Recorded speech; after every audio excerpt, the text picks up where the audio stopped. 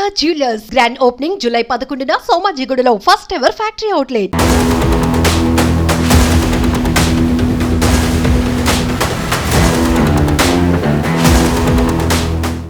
ఉత్తరాంధ్ర భాగ్యరేఖ అయిన భోగాపురం అంతర్జాతీయ విమానాశ్రయం నిర్మాణ పనులు ఎక్కడి వరకు వచ్చాయి? కేంద్ర ప్రభుత్వం చెబుతున్నట్లు 2026 డిసెంబర్ నాటికి ఎయిర్పోర్ట్ అందుబాటులోకి రానుందా?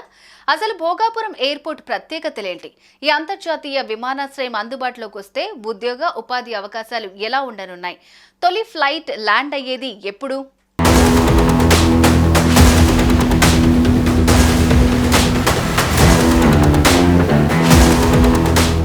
ఉత్తరాంధ్ర ప్రజల చిరకాల వాంఛ నెరవేరబోతోంది. అంతర్జాతీయ స్థాయిలో సకల సదుపాయాలతో 4,592 కోట్ల భారీ వ్యయంతో భోగాపురం అంతర్జాతీయ విమానాశ్రయం త్వరలోనే అందుబాటులోకి రానుంది.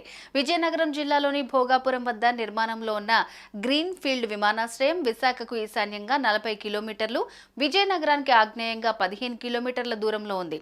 డిసెంబర్ 2026లో పూర్తయ్యే సమయానికి ఇది విస్తీర్ణం ప్రకారం భారతదేశం యొక్క 7వ అతిపెద్ద విమానాశ్రయంగా ప్రయాణికుల రద్దీలో 15వ స్థానంలో ఉంటుందని అంచనా వేశారు.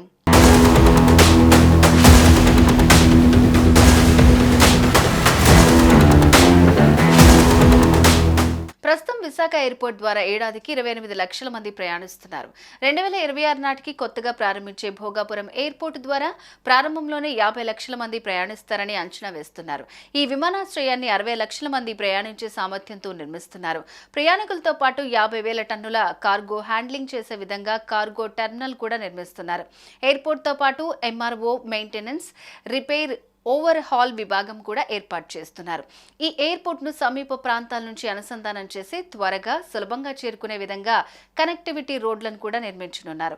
ఇక విమానాల సేవలు ప్రారంభమైన తర్వాత 10,000 మందికి ప్రత్యక్షంగా, 80,000 మందికి పరోక్షంగా ఉపాధి దొరుకుతుంది.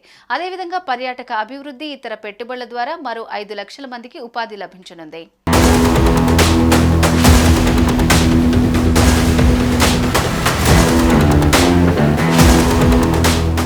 కేంద్ర పౌర విమానయాన మంత్రిగా బాధ్యతలు స్వీకరించిన అనంతరం తొలిసారి భోగాపురం అంతర్జాతీయ విమానాశ్రయాన్ని సందర్శించారు కింజారపు రామ్మోహన్ నాయుడు.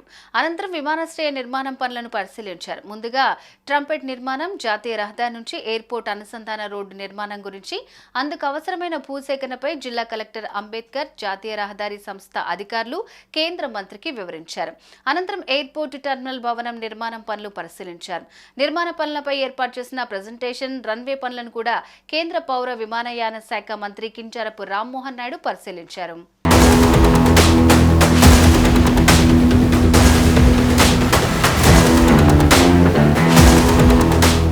ప్రభుత్వం సేకరించిన 2,702 ఎకరాల్లో 2,202 ఎకరాలు విమానాశ్రయానికి కేటాయించారు.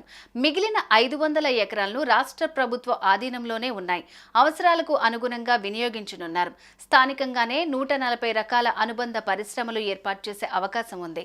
గత 10 ఏళ్లలో దేశంలో విమానాశ్రయాల సంఖ్య రెట్టింపైంది. ఈ మేరకు విమానాల సంఖ్య పెరగాలి. ఆ దిశగా కేంద్రం కృషి చేస్తోంది. ఇప్పటి వరకు జిఎంఆర్ సంస్థ ఆధ్వర్యంలో భోగాపురం ఎయిర్పోర్ట్ పనులు 25% పూర్తయ్యాయి. ఎట్టి పరిస్థితుల్లోనూ 2026 డిసెంబర్ నెలాఖరు నాటికి పనులు పూర్తి చేయాలని కేంద్ర మంత్రి రామ్మోహన్ టార్గెట్ గా పెట్టుకున్నారు. టెర్మినల్ భవనాలు 3.8 కిలోమీటర్ల మేర రన్వే నిర్మిస్తున్నారు.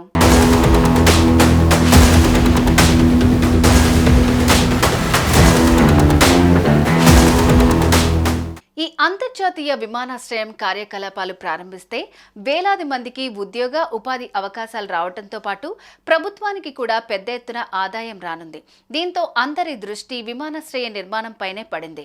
మొత్తంగా కేంద్ర మంత్రిగా భోగాపురం ఎయిర్పోర్టుపై ప్రత్యేక శ్రద్ధ పెడతానని, చెప్పిన గడువులోగా పూర్తి చేస్తామని రామ్మోహన్ నాయుడు స్పష్టం చేశారు.